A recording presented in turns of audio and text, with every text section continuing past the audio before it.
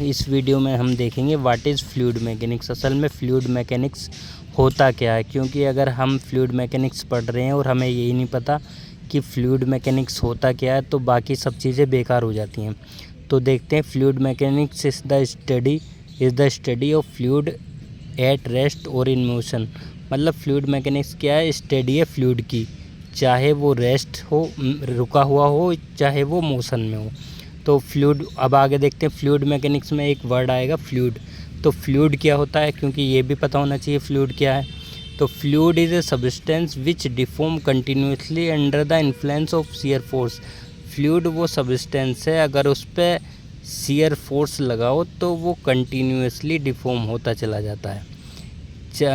और उसके बाद फ्लूइड जो है गैस भी हो सकता है और लिक्विड भी हो सकता है। मतलब लिक्विड की फॉर्म में भी हो सकता है फ्लूइड और गैस की फॉर्म में भी हो सकता है।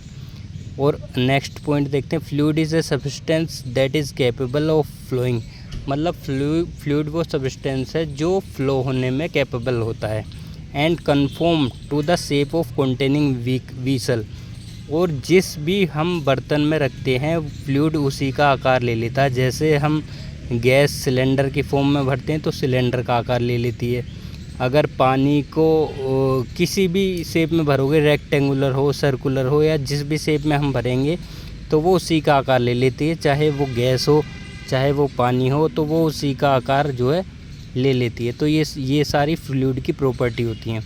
अब फ्लूइड मैकेनिक्स को फिर उसके आगे 3 पार्ट में बांटा गया है। एक तो होता है फ्लूइड स्टैटिक, दूसरा होता है फ्लूइड काइनेमेटिक्स, तीसरा होता है फ्लूइड डायनेमिक्स। तो फ्लूइड स्टैटिक्स में क्या होता है, फ्लूइड रुका हुआ है और उस पर जो भी स्टडी हम कर रहे हैं, उसी एस्पेक्ट में जो भी स्टडी हम कर रहे हैं, फिर जब वो रुका हुआ है तो वो फ्लूइड स्टैटिक्स के अंतर्गत आता है। फ्लूइड काइनेमेटिक्स में क्या है, इसमें हम फ्लूइड की स्टडी करते हैं जब वो फ्लो हो रहा है। उस पहले केस में तो फ्लूइड रुका हुआ था, उस पर जो स्टडी कर रहे थे तो वो फ्लूइड स्टैटिक्स में आ रही थी। अब हम जो फ्लूइड अब की बार फ्लूइड जो है बह रहा है तो उस पर जो स्टडी हो रही है वो आती है फ्लूइड काइनेमेटिक्स में। तो उसकी चाहे वेलोसिटी हो, चाहे वो अदर जो भी हम एंगुलर वेलोसिटी हो, जो भी उस पर स्टडी हो रही है तो वो फ्लूइड काइनेमेटिक्स में आएगी। अब नेक्स्ट है फ्लूइड डायनेमिक्स।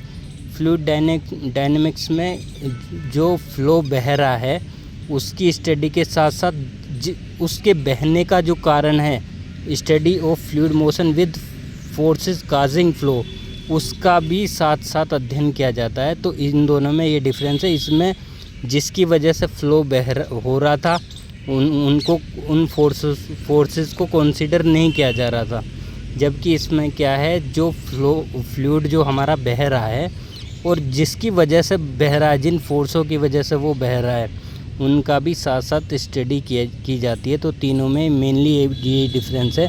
इसमें it deal with the motion of fluid without reference to the forces causing the motion. मतलब जो मोशन का कारण थे फोर्स, उनकी स्टडी नहीं होती इसमें, जबकि इसमें फ्लूइड डायनेमिक्स में वो जो मोशन करा रहे हैं फोर्स, उनकी भी स्टडी करी जाती है।